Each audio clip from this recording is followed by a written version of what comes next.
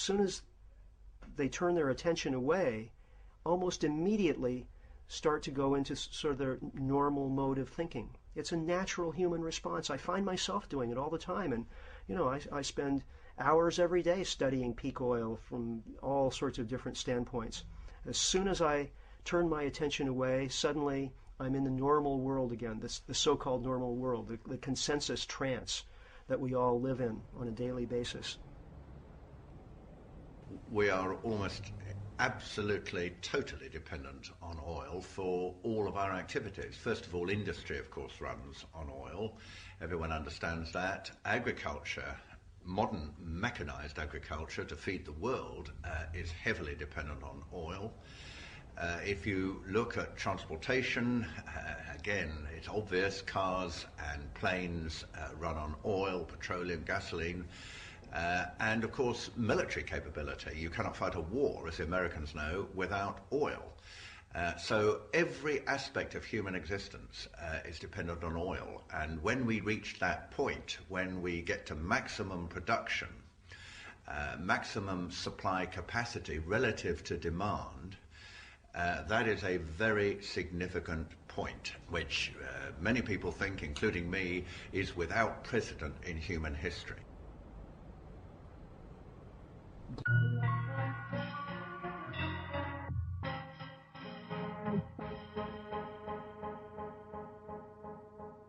Not that they don't know. I mean, governments are extremely well briefed. Their leading officials make sure that they're in contact with all the leading organizations in the country, particularly sort of business and certainly the oil industry, which is so important. They will have talked exhaustively about this. If you're a politician in a country that matters and you say, I've got a concern about oil depletion, what's your next sentence? What do you say after that? You've essentially just said, the world as you know it is going to end. The mainstream media, I think, have done an abysmal job. I mean, the average person knows much more about the personal habits of Brad Pitt than they know about peak oil and what's going to affect their life in the near future. I mean, if they don't have food to eat, if they don't have a job, that's something they need to know about beforehand. That's something they need to prepare for. And peak oil is the event of our lifetimes.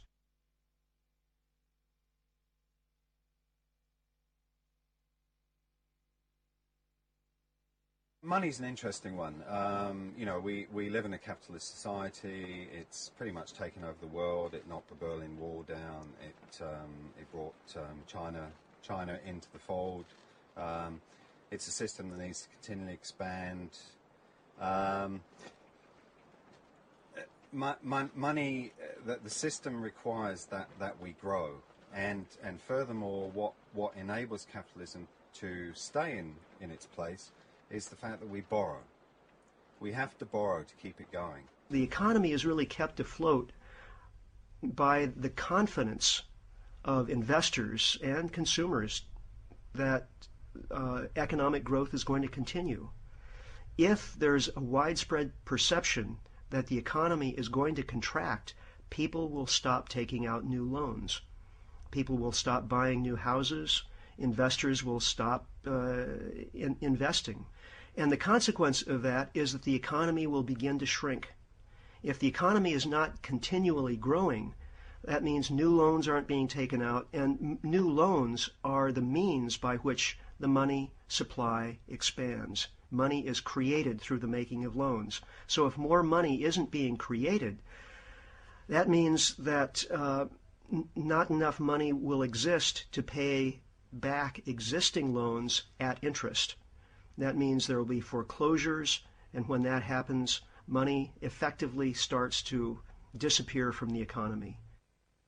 The decline itself is not really a serious crisis, but as the financial community wakes up that the growth is no longer possible, and this decline has not only started, but it's going on, it's not just a little downturn, it's a beginning of a new age, that this could cause quite a shock I mean, it could cause resource wars for people to try and get access to what is left. It could, I think personally, it probably heralds the second Great Depression, that somehow they've got to wipe out just mountains of capital. My whole thesis is that until you change the way money works, you change nothing. Period. Our economic paradigm is based upon infinite growth. Or if you're looking on the graph this way, infinite growth. For the past 50 years, there's been a 96% correlation between economic growth, GDP growth, whatever you want to call it, and greenhouse gas emission. You cannot have economic growth without burning more energy. It's simple if you think about it. If Joe Blow wants to open a pizza parlor or a nail salon or whatever, you got to build. So you got to have the trucks drive in, you got to hook up the power, people got to drive their cars, you got to burn electricity. You got to burn energy to get there and use it. Economic growth not possible without energy. So now the need for infinite economic growth set by the economic paradigm is colliding with finite energy. Something's got to give. I didn't come up with this great notion. Matthew Simmons, the world's largest energy investment banker. Clients include the World Bank, Carnegie, Halliburton. The world economy, the world economic paradigm is based upon fiat currency, basically the United States dollar, but most other currencies are fiat currency. Fractional reserve banking, where a bank can lend between $9 and $15 depending upon their reserve requirements, based upon how many dollars they have on deposit. And debt-based growth. You borrow money to grow. That economic paradigm requires infinite growth. Every year, the companies that trade their stock on Wall Street have to report growth or their stocks collapse and the CEOs get fired. $2 billion a day in foreign investment to keep this economy from imploding right now. The Fed and the Treasury are doing nothing to discourage consumer debt. The U.S. government, Treasury, Federal Reserve doing nothing to stop any of these trends. They're betting on China, and most equity has already moved in. And the first thing everybody says is, why would George Bush and Dick Cheney want to wreck the U.S. economy? Let me ask a rhetorical question. How many people believe that the Great Depression really hurt the Rockefellers? How many people believe that the Great Depression really took wealth away from the richest 1%? The Morgans, the DuPonts. It's exactly right, because the Great Depression was a wealth transfer. It was not a depression, it was a transfer. The economy's getting ready to collapse, big time, and that's the whole picture for the United States. The trade deficit represents debts and bonds that are like $900 billion, and the stock value is only worth $100 million. That's why the collapse is inevitable.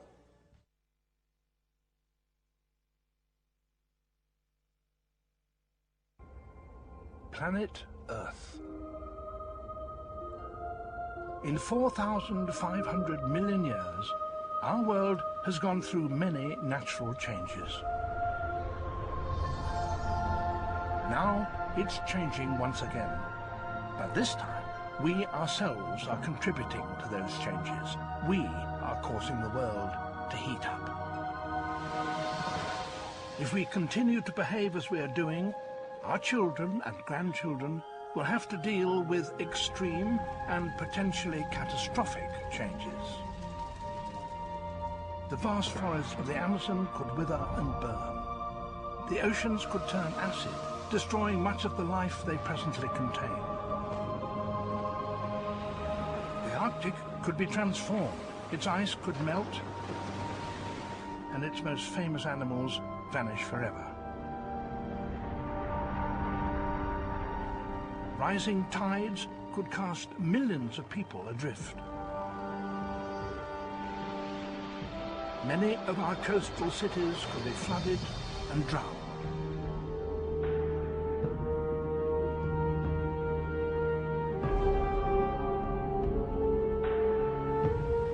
We still have time.